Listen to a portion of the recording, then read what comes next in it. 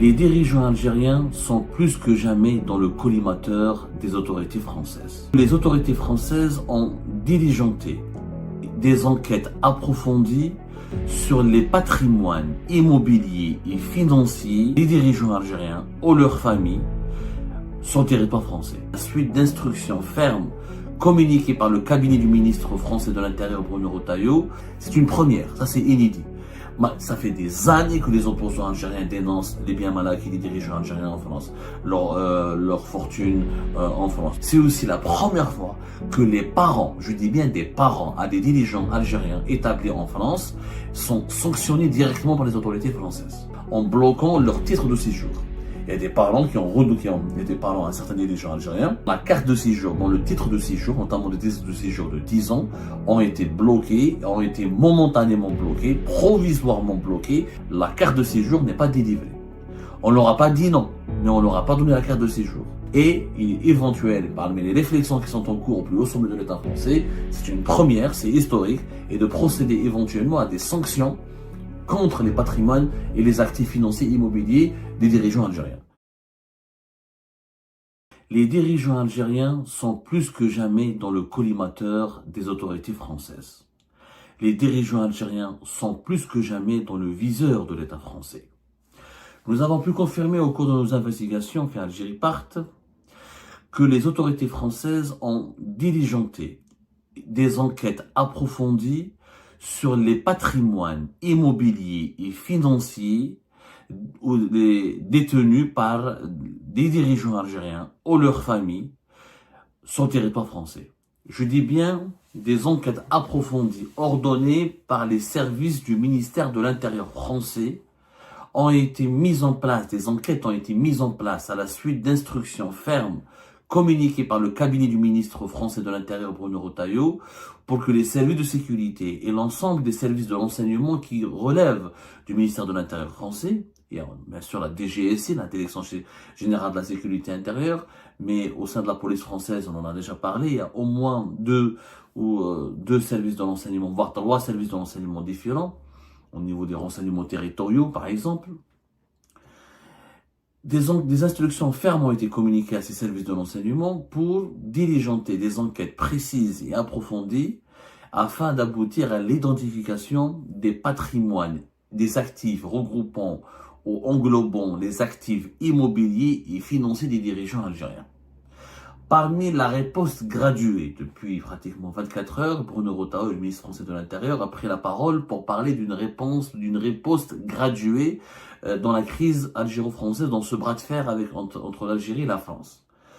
Une riposte graduée, c'est-à-dire les autorités françaises, et à leur tête, ce dispositif a été dirigé essentiellement par le ministère français de l'Intérieur, qui regroupe l'ensemble des services de sécurité les plus importants de l'État français, parce que mis à part la DGSE, la Direction Générale de la Sécurité Intérieure,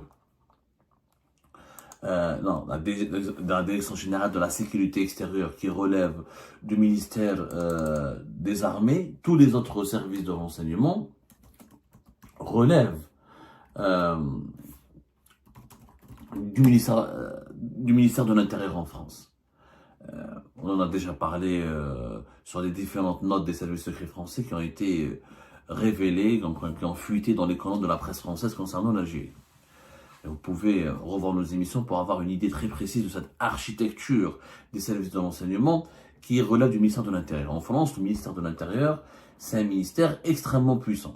C'est pas vraiment... c'est un département régalien extrêmement important. Extrêmement important. C'est-à-dire que c'est pas un petit ministère. C'est pas comme en Algérie où le ministère de la Défense nationale a plus de prérogatives. Le ministère de l'Intérieur a absolument beaucoup de prérogatives en France. Bon, c'est pas le sujet, les prérogatives des ministères en France. Restons, revenons à nos moutons. Les dirigeants algériens font l'objet d'enquêtes et d'autres sanctions. Pour le moment, les autorités françaises ont choisi une stratégie qui est de sanctionner la classe dirigeante algérienne et de ne pas s'en prendre à la population. Dans ce cadre-là, déjà des mesures ont été entreprises et des mesures qui ont été confirmées par Bruno Retailleau, ministre de l'Intérieur. Hier sur BFM TV, le ministère de l'Intérieur, le ministre de l'Intérieur français a confirmé dans ses déclarations que nous avons engagé, dit-il, le rapport de force avec l'Algérie. Voilà, nous avons engagé le rapport de force. Ce rapport de force, pour le moment, concerne les expulsions de migrants en situation irrégulière en France et qui sont impliqués dans des actes de délinquance et d'insécurité. C'est la principale pompe de discorde maintenant entre l'Algérie et la France. Les autorités françaises, comme le dit Bruno Retailleau, s'apprêtent à communiquer une liste de plusieurs centaines de migrants algériens que la France veut expulser dans le cadre d'une procédure d'urgence absolue. Si les autorités algériennes ne répondent pas à ces doléances, à ces exigences ou à cette demande française, et ben, comme le dit Bruno Retailleau, les autorités françaises vont mettre en place une riposte graduée. Donc Bruno Retailleau, hier, il a accusé l'Algérie de ne pas avoir respecté le droit international, ni la Convention internationale de 1994, ni les accords les conventions internationales de Chicago de 1944, ni les accords de 1994. Un ressortissant algérien doit être accepté par l'Algérie. Voilà ce qu'il a dit.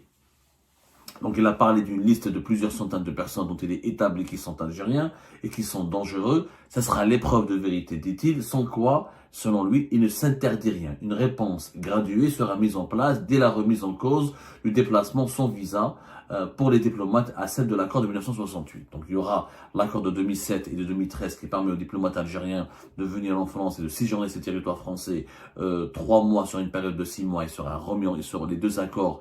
Le premier accord 2007 pour les passeports diplomatiques, le deuxième accord, on en a déjà parlé en 2013, c'était pour les passeports de service. Ensuite, la France va remettre en cause et dénoncer l'accord de 1968, le fameux historique accord de 1968, qui régit les déplacements, la circulation des personnes et le droit au séjour des Algériens sur le territoire français.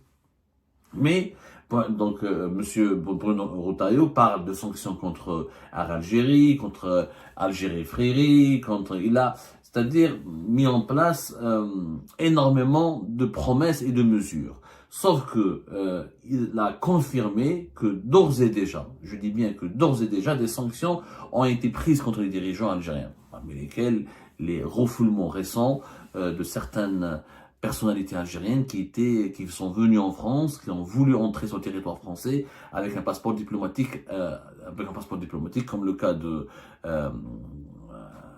l'épouse de l'ambassadeur d'Algérie au Mali, dont nous avons parlé de cela 48 heures, ou le cas de l'ancien directeur de cabinet d'Abdelmajid Tebboune, Abdelaziz Khaller. En parallèle de ces mesures et de ces actions, Bruno Retailleau et ses services de renseignement qui relèvent de son ministère ont diligenté des enquêtes pour aboutir à des premières sanctions.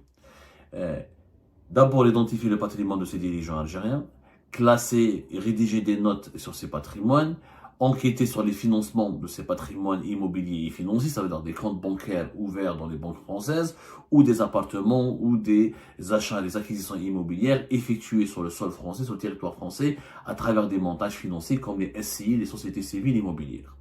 La première des sanctions, pour le moment, c'est pas de geler les avoirs financiers ou les avoirs immobiliers. C'est une mesure qui sera étudiée par les autorités françaises au fur et à mesure que le bras de fer avec l'Algérie, si le bras de fer avec l'Algérie risque de se dégrader ou si les relations risquent de s'enfoncer dans une impasse d'incompréhension et de mésentente totale. C'est-à-dire que pour Bruno Retailleau et ses services, ils vont recommander à la présidence, à l'Élysée, à la présidence française et à la justice française de procéder au gel des avoirs financiers et immobiliers des dirigeants algériens. Maintenant, quel sera l'arsenal juridique qui sera utilisé? Est-ce que c'est légal de geler l'appartement de tel ou tel dirigeant ou de l'empêcher d'accéder dans son compte bancaire? Il faudra naturellement des arguments très légaux. Est-ce que la justice française va aller dans le sens, va épouser toutes les thèses du ministère français de l'Intérieur, est-ce qu'elle va aller dans son sens de façon absolue? Ça, on le verra dans les jours à venir. Mais c'est pour la première fois, je dis bien la première fois dans l'histoire des relations bilatérales entre l'Algérie et la France, c'est la première fois dans l'histoire mouvementée, passionnante et passionnée entre l'Algérie et la France que les autorités françaises envisagent des sanctions et des enquêtes, ou même de geler les avoirs, les patrimoines immobiliers, c'est-à-dire les appartements, les villas et les maisons, ou les comptes bancaires des dirigeants algériens en France. C'est une première, ça c'est inédit. Ça fait des années que les opposants algériens dénoncent les biens mal acquis des dirigeants algériens en France, leur fortune en France. Nous, à Algérie, ça fait des années que nous dénonçons ça. de Ammar Saïd Hani, à Général Ghalib Belkcir, aux hommes d'affaires algériens, à certains dirigeants politiques, à l'ancien ministre des Transports, le Zarhani, on a dénoncé énormément d'affaires. Et toujours avec des documents à l'appui, où il y a les filles de Belkcir par exemple, même pas tant longtemps, ils avaient des appartements au 16e arrondissement. Et c'est les dirigeants algériens qui occupent ou qui possèdent des appartements ou des biens immobiliers sur le territoire français, ils sont très nombreux. Maintenant, est-ce que la France va s'attaquer aux dirigeants qui sont actuellement au pouvoir ou aux dirigeants qui ne sont pas au pouvoir mais qui ont une certaine proximité et une certaine complicité avec le régime Tebboune, ou est-ce qu'ils vont s'attaquer à l'ensemble des dirigeants algériens, y compris ceux qui ne sont pas au pouvoir depuis des années? D'après nos sources, il s'agit de cibler les dirigeants qui ont une proximité avérée et actuelle avec le régime Tebboune. C'est-à-dire que les anciens du régime de Bouteflika, ils ne seront pas touchés, ils ne seront pas concernés parce qu'eux, ils n'ont pas pratiqué une politique anti-française et qu'eux, ils ne sont pas responsables des prises de décision actuelles ou des prises de décision actuelles menées à Alger contre Paris, contre les intérêts de la France. Donc la France veut cibler les dirigeants algériens qui sont hostiles en ce moment à ses intérêts et qui sont responsables, selon elle, de la dégradation des relations entre les deux pays et qui lui exercent du chantage ou qui refusent de reprendre des migrants algériens que la France veut expulser ou qui ciblent la France à travers des campagnes de dénigrement, de déstabilisation et qui sont impliqués dans une politique anti-française. Donc les dirigeants algériens qui sont à la retraite depuis 10-15 ans, ils seront visiblement pas touchés. Maintenant, ça, en attendant que ces enquêtes soient terminées, élaborées, ils sont en cours d'élaboration, sont en cours d'instruction, on va dire, ils sont en cours, les investigations se poursuivent jusqu'à maintenant, selon nos sources, d'ores et déjà, des parents, je dis bien, et ça c'est inédit aussi. Franchement, ce que nous sommes en train de vivre en ce moment entre l'Algérie et la France, c'est inédit sur tous les plans et à bien des égards. C'est la première fois que des autorités françaises, que des services de l'enseignement français vont identifier, enquêter et lister les biens des dirigeants algériens en France, et pour ensuite le soumettre à des éventuelles mesures de gel, de sanctions ou d'interdiction d'utiliser ces fonds sur le territoire français. C'est aussi la première fois que les parents, je dis bien des parents, à des dirigeants algériens établis en France, sont sanctionnés directement par les autorités françaises. Il y a des parents de plusieurs dirigeants importants, pour le moment, pour respecter, parce que les parents, ce ne sont pas des personnalités politiques. Ils ne font pas de politique. Il s'agit de parents à des dirigeants actuels qui occupent des fonctions importantes au plus haut sommet de l'État algérien et qui ont été sanctionnés par la France en bloquant leur titre de séjour. Il y a des parents il y a des parents à certains dirigeants algériens, je parle de dirigeants actuels, qui occupent des fonctions importantes au plus haut sommet du régime ou du pouvoir de Tebboune. Et ils ont été, leurs parents, établis en France, et des neveux, des cousins, notamment des personnes qui portent le même nom de famille qu'eux, que ces dirigeants algériens, essentiellement des cousins, des neveux, des parents qui ont un lien de parenté avéré. Leur carte de séjour ou le renouvellement de leur titre de séjour a été bloqué par les autorités françaises. Nous avons identifié au cours de nos investigations via Algéripart plusieurs cas, de parents de dirigeants algériens dont la carte de séjour, dont le titre de séjour, notamment le titre de séjour de 10 ans, ont été bloqués, ont été momentanément bloqués, provisoirement bloqués par des services de la préfecture, par les services des différentes préfectures ou des diverses préfectures auprès desquelles ces parents ou des dirigeants algériens ont initié des demandes de renouvellement de leur titre de séjour en France. On l'aura bloqué. Il y a des parents de dirigeants algériens, ça fait plusieurs mois, même certains, ça fait plus d'une année, la carte de séjour n'est pas délivrée. On leur a pas dit non, mais on leur a pas donné la carte de séjour. On les a bloqués. Et sans la carte de séjour en France, on peut pas bénéficier, on peut pas travailler convenablement, on peut pas bénéficier de certaines aides, on peut pas bénéficier de certaines assurances, on peut pas renouveler ses contrats de travail, on ne peut pas mener et poursuivre ses activités professionnelles. Alors, pour le moment, nous refusons, je dis bien, de dévoiler l'identité de ces, de ces parents de dirigeants algériens, parce que comme ils occupent pas, franchement, je vous dis la vérité, comme ils occupent pas des fonctions politiques, ils n'ont pas accès, c'est des personnes anonymes. Donc nous n'avons pas voulu violer leur anonymat. C'est-à-dire, honnêtement, je voulais pas révéler leur, comment dirais-je, Je ne voulais pas dévoiler leur identité parce que ça va perturber leur vie, ça va les exposer au grand public. Alors c'est des personnes qui sont méconnues. Ils portent des noms de famille, ils ont les mêmes noms de famille que certains dirigeants importants du régime actuel, du pouvoir algérien actuel, le pouvoir de... Mais voilà, c'est des gens qui sont des simples mortels, c'est-à-dire, mis à part être le neveu, ou le cousin, ou le petit cousin, ou le frère, ou le mari ou le beau-frère, etc., d'un dirigeant algérien, ils ne gèrent pas, ils n'occupent pas une fonction, ils n'occupent pas de fonction au sein de l'État algérien, où là, ils n'ont pas de privilèges avérés de la part du régime algérien. Ceci dit, ils sont soupçonnés par les autorités françaises d'être utilisés comme ce qu'on appelle ça, comme des prête-noms.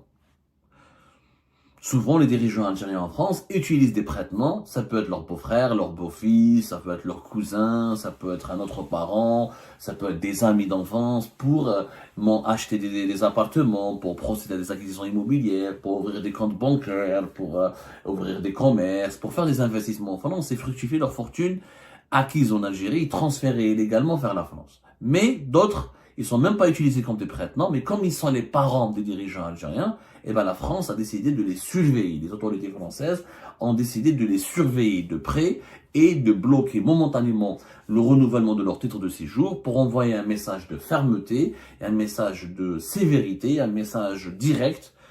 C'est un message qui n'est pas voilé aux dirigeants algériens. Si vous continuez votre politique anti-française, si vous continuez à faire du chantage à la France, si vous continuez à menacer les intérêts de la France, si vous continuez à refuser de reprendre les migrants et les individus dangereux qui foutent la merde, qui foutent l'insécurité, qui sèment l'insécurité, qui foutent les troubles, qui provoquent des troubles à l'ordre public en France, eh ben nous allons chasser, nous allons empêcher vos parents qui sont installés sur le territoire français de continuer de résider légalement en France et de jouir de la qualité de vie ou de certains avantages sociaux financés par l'État français. Il faut savoir, comme je l'ai vraiment vu, je l'ai vraiment confirmé au cours de notre enquête, il y a des parents de dirigeants algériens, qui bénéficient des soins gratuits au sein des hôpitaux français, qui bénéficient des assurances maladie, des assurances chômage, des allocations chômage, qui bénéficient même du RSA et des minima sociaux, alors qu'ils ont des parents qui sont des responsables importants en Algérie. Et ça, les Français les ont identifiés. Ils les ont identifiés comment? Parce qu'au niveau du ministère de l'Intérieur que dirige Bruno Retailleau, encore une fois, il y a 3 services de renseignement. Il y a d'abord la DGSI, très connue, la Direction Générale de la Sécurité Intérieure. Ça, c'est le service de renseignement le plus connu. C'est le renseignement intérieur qui relève du ministère de l'Intérieur, alors que la DGSE, encore une fois, relève du ministère des Armées. Mais il y a aussi la DNRT. La DNRT dont nous avons parlé récemment, c'est la Direction Nationale du Renseignement Territorial, qui relève du ministère de l'Intérieur et qui travaille avec la DGSI. Ensuite, vous avez la Direction du Renseignement de la Préfecture de Police de Paris, la DRPP. La DRPP, la Préfecture de Police de Paris, elle a son propre service de renseignement. Et vous avez la sous-direction de l'anticipation opérationnelle de la Gendarmerie nationale. La Gendarmerie nationale en France, elle relève du ministère de l'Intérieur. Elle ne relève pas du ministère des Armées, contrairement à l'Algérie. C'est pour ça que je vous disais au début de cette émission que le ministère de l'Intérieur en France, il est extrêmement puissant. Il a beaucoup d'outils, il a beaucoup de prérogatives, et il a beaucoup d'institutions sous son égide. Donc Bruno Retailleau utilise la DGSI, la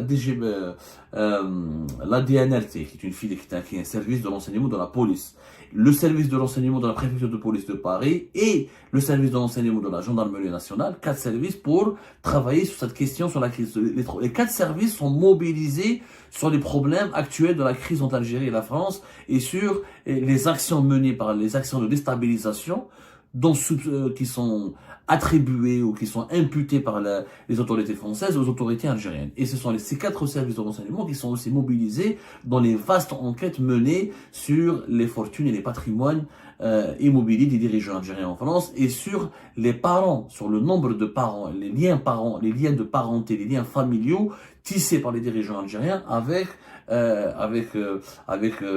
la France, c'est-à-dire la présence de liens familiaux et parentaux de dirigeants algériens en France. Et ces personnes ont d'ores et déjà, un certain nombre de personnes, je le confirme, je le dis, c'est ça notre scoop, un des parents de dirigeants algériens, le renouvellement de leur titre de séjour a été bloqué,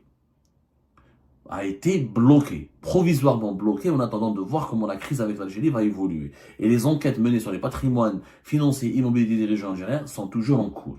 Et il est éventuel, parmi les réflexions qui sont en cours au plus haut sommet de l'État français, c'est une première, c'est historique, et de procéder éventuellement à des sanctions contre les patrimoines et les actifs financiers immobiliers des dirigeants algériens. Et ben voilà, c'est la fin de cette vidéo. Je vous remercie toutes et tous, comme d'habitude, pour avoir suivi la vidéo jusqu'à la fin. N'oubliez pas de nous laisser vos commentaires et vos réactions sur le sujet de cette vidéo et de partager le contenu si ça vous intéresse. Et je tiens toujours à remercier nos abonnés et les personnes qui réagissent de façon régulière sur nos vidéos et qui nous suivent et qui nous laissent des commentaires. Donc, merci beaucoup pour votre dynamisme et pour votre sens de partage et de discussion. Donc voilà, sans vous, ce contenu n'a pas vraiment de valeur sans cette communauté qui ne cesse de s'accroître. Donc merci beaucoup et à la prochaine dans une nouvelle vidéo. Au revoir.